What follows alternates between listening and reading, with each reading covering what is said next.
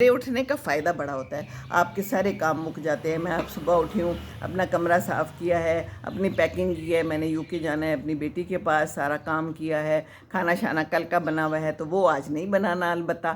پھر ہم نے سوچا ہمارے پاس ٹائم ہے، چلیں جی لائیو آ جاتے ہیں، آپ لوگوں کے ساتھ لائیو بات کر لیتے ہیں۔ بھئی یہ بھی تو ہمارا کام ہے نا، اب ہم نے کام پکڑ لیا ہے، اور پھر جب ہم کوئی کام پکڑ لیں تو پھر ہم مضبوطی سے پکڑتے ہیں، پھر ہم اس کو چھوڑتے نہیں ہیں۔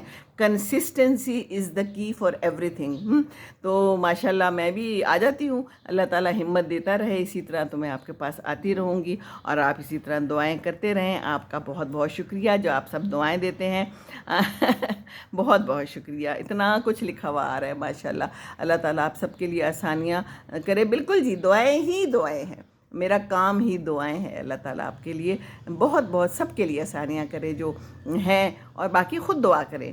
مجھے بھی کہتے ہیں نا اب میں دعا کرتی ہوں، اور پھر جب آپ لوگ کوئی کہتے ہیں کہ آپ نے دعا کی تھی میری تو یہ ہمارا کام ہو گیا، تو باقی ساری بات یہ ہے کہ آپ نے بھی ضرور دعا کی ہوگی نا، اور آپ نے دل سے مانگا ہوگا تو اللہ تعالیٰ نے دعا قبول کر دی، کیونکہ اللہ تو سنتا ہے اور اللہ جانتا ہے، اللہ رب ہے، اللہ نے ہمیں پیدا کیا ہے تو ہمیں اسی سے مانگنا ہے، ٹھیک ہے نا۔ اور باقی سویرے سویرے اٹھنا ہے۔ بھئی یہ دیر سے اٹھنا جو ہے نا، یہ ہمیں وارہ نہیں کھاتا۔ میں تو حیران ہوتی ہوں کہ لوگ دیر سے کیسے اٹھتے ہیں، پھر دوپہر تک ان کے کھانے نہیں بنے ہوئے ہوتے، پھر کہتے ہیں ہم مصروف ہیں، ہمارے کام نہیں ختم ہوئے۔